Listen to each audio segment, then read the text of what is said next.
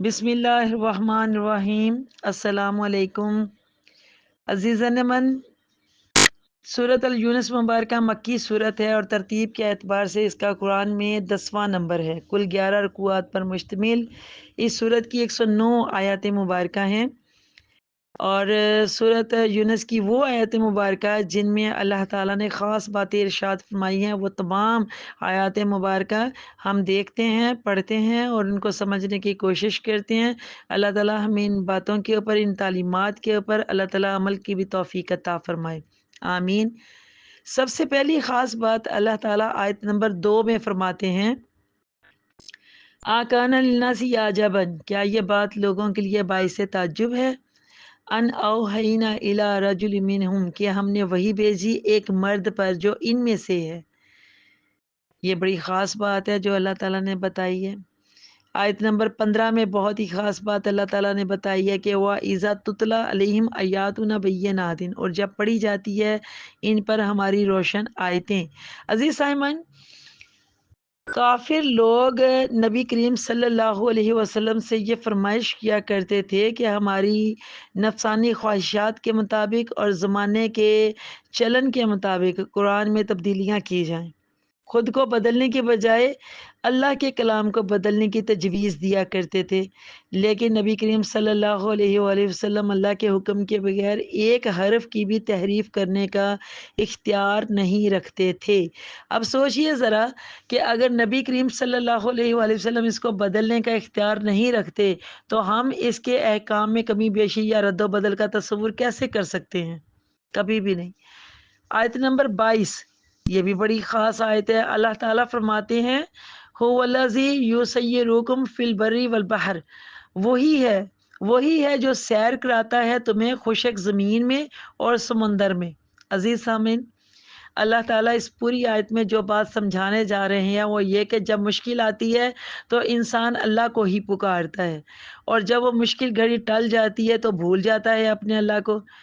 ذرا دیکھیے، اللہ کشتیوں اور سمندر کے سفر کی مثال بار بار دیتا ہے اپنے قرآن میں، اپنے کلام کے اندر۔ طوفان چاہے سفر میں ہو یا عملی زندگی کی آزمائش میں ہو تو اس وقت اللہ ہی یاد آتا ہے سب سے پہلے، اور وہ مدد بھی فرماتا ہے۔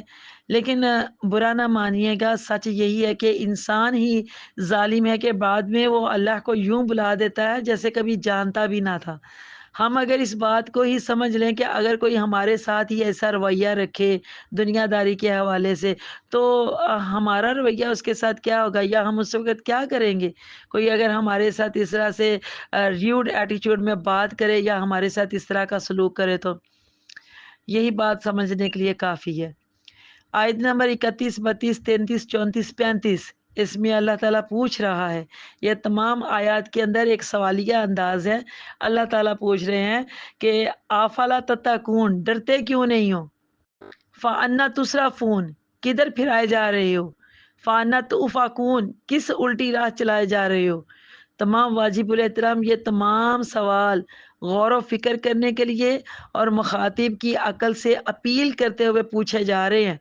ان آسان سے سوالوں کے جواب تو سب کو ہی آتے ہیں، لیکن یہ سب جانتے بوجھتے بھی کہ ہمیں پتہ بھی ہوتا ہے، لیکن پھر بھی ہم سب اپنا آپ اس ایک اللہ کے حوالے کیوں نہیں کرتے؟ اس کی مکمل اطاعت اختیار کیوں نہیں کرتے؟ حالانکہ کافر ہوں یا مشرک، سب کے سب اللہ کی قدرت اور جو اللہ تعالیٰ کی پاورز ہیں، اس کے اختیارات ہیں، اس سے واقف ہیں، جانتے ہیں کہ اللہ سب سے بڑی پاور رکھتا ہے، سب سے بڑا اختیار اللہ ہی کے پاس ہے۔ آیت نمبر 45، وَيَوْمَ يَحْشُرُهُمْ، اور جس دن اللہ تعالیٰ انہیں جمع کرے گا۔ سامعین، یہ بہت بڑی حقیقت ہے کہ آخر یہ پہاڑ جیسی لمبی زندگی گزار کر پھر اللہ کے پاس ہی جمع ہونا ہے، تو اس وقت ہمیں پتہ چلے گا کہ ہم نے کتنا قیمتی وقت اس کو کیسے برباد کیا۔ سانس چل رہی ہے نا، سانس چل رہی ہے تو یقین مانیے ابھی مہلت ہے کہ اللہ کے بندے بن جائیں اور اسی سے ڈریں اور اپنی زندگی کو صرف اور صرف اللہ کے راستے پر ڈال دیں۔ آیت نمبر 57، یا ایھا الناس قد جاءکم موعظۃ من ربکم وشفاء لما فی الصدور وہدی ورحمۃ للمؤمنین، اے لوگو تمہارے پاس تمہارے پروردگار کی طرف سے نصیحت آ گئی ہے، یہ شفا ہے ان روگوں کے لیے جو سینوں میں ہے، اور ہدایت ہے اور رحمت آ گئی ہے ایمان والوں کے لیے۔ ہدایت اور رحمت، ہدایت اور رحمت آ گئی ہے ایمان والوں کے لیے۔ یہ بات بہت غور کرنے والی ہے۔ اللہ تعالیٰ نے ہدایت اور رحمت کس کے لیے بولی ہے؟ اللہ نے ایمان والوں کے لیے۔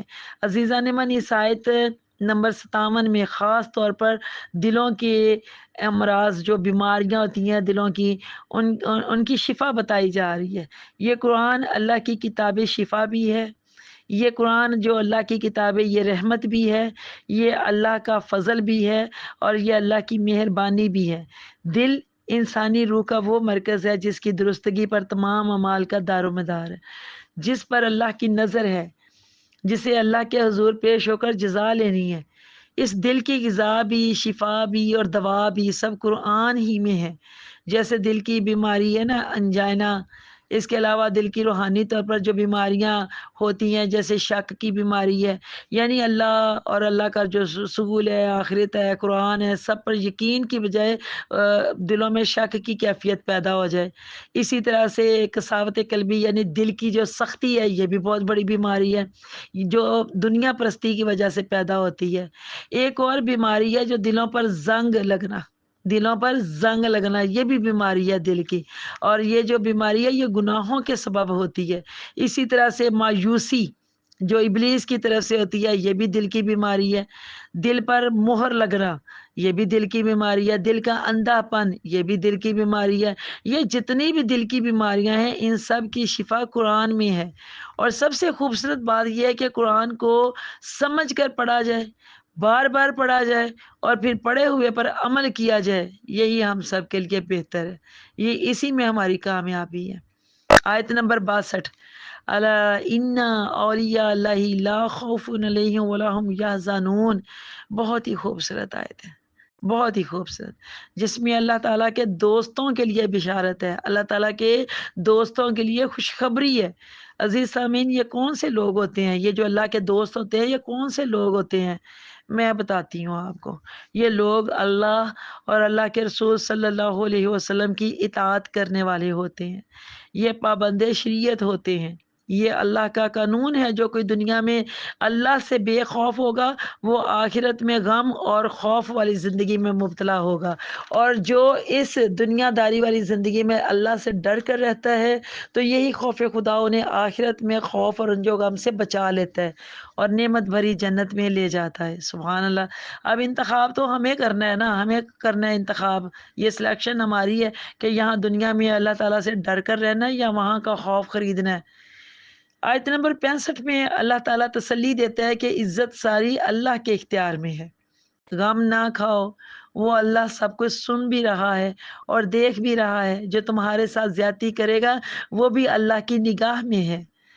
آیت نمبر 85 سے شروع ہو کر آیت نمبر 90 تک بنی اسرائیل قوم، حضرت موسیٰ علیہ السلام اور آپ کے بھائی حضرت ہارون علیہ السلام اور فرعون کے وہ تمام واقعات جو موجودہ زمانے اور ہر آنے والے زمانے کے لوگوں کے لیے عبرت بھی ہیں اور نصیحت بھی ہیں، وہ تمام یہاں پر موجود ہیں۔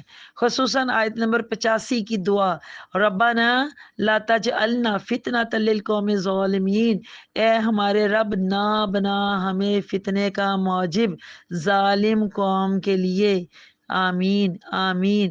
بہت ہی آج کے فی زمانہ مطلب اعتبار سے اگر دیکھا جائے تو یہ آج کے دور کی بہت خوبصورت دعا ہے کہ اے ہمارے رب ہمیں فتنہ نہ بنا، فتنے کا موجب نہ بنا ظالم قوم کے لیے، اور آمین سبھی کہہ دیجئے کہ حق کی دعوت دینے والوں کے لیے اس دعا کی بہت ضرورت ہے کہ اللہ تعالیٰ انہیں ظالموں کے لیے فتنہ نہ بنائے، ان کی شکست عام لوگوں کے لیے فتنہ بنتی ہے۔ اس لیے دعا، یہ جو یہ دعا کی ہے کہ ہماری کوشش بار آور ہو اور اللہ ہمیں غلطیوں کوتاہیوں سے بچا لے، ہماری وجہ سے لوگ امتحان میں پڑھ کر ناکام نہ ہوں۔ آیت نمبر 107 میں سب کے لیے اللہ کی طرف سے بہت ہی خوبصورت پیغام ہے، ایک میسیج ہے اللہ کی طرف سے سب کے لیے کہ خیر و شر کے تمام اختیارات اللہ کے پاس ہیں۔ وہ نقصان پہنچانا چاہے تو کوئی بچا نہیں سکتا، وہ نفع دینا چاہے تو کوئی اس کے فضل کو پھیر نہیں سکتا۔ اس لیے ایسے ہی دنیا سے ڈر ڈر کر ایمان کا دم نکالنا لا حاصل ہے اور اللہ کی ناراضگی کا موجب بنتا ہے۔ اور آخر میں آیت نمبر 109 میں اللہ تعالیٰ فرماتے ہیں کہ وَاتَّبِعْ یوحیٰ الیک وَاصْبِرْ حَتَّىٰ یحکم اللہ وَهُوَ خیر الحاکمین۔ اور اے حبیب صلی اللہ علیہ وسلم، آپ پیروی کرتے رہیں جو وحی کی جاتی ہے آپ کی طرف، جو وہی آپ کی طرف کی جاتی ہے نا تو اس کی آپ پیروی کرتے رہے اور صبر کیجئے یہاں تک کہ اللہ فیصلہ فرما دے، اور وہ سب سے بہتر فیصلہ فرمانے والا ہے۔ بے شک سامعین، عزیزان من، اللہ ہی سب سے بہتر فیصلہ فرمانے والا ہے۔ صدق اللہ العظیم۔ عزیزان من، اللہ تعالیٰ سے دعا کرتے ہیں کہ وہ ہمیں اپنے در کا ہی محتاج رکھے اور اپنے نبی حضرت محمد صلی اللہ علیہ وسلم کی سنت پر چلنے کی توفیق عطا فرمائے اور قرآنی تعلیمات پر عمل پیرا ہونے کی توفیق عطا فرمائے۔ آمین ثم آمین۔ اللہ تعالیٰ آپ سب کا حامی و ناصر ہو۔ اجازت چاہتی ہوں۔ اللہ حافظ۔